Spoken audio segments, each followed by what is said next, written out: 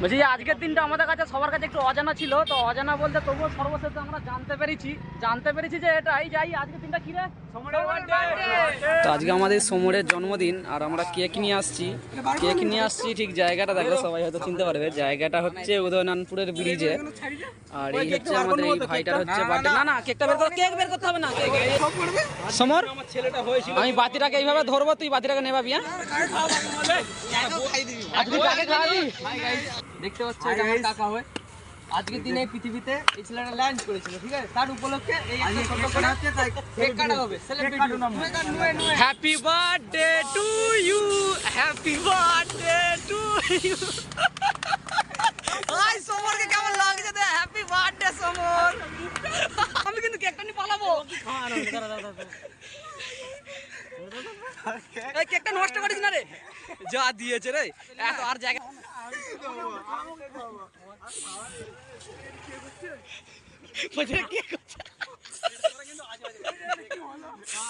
তোর বার্থডে হলো রে।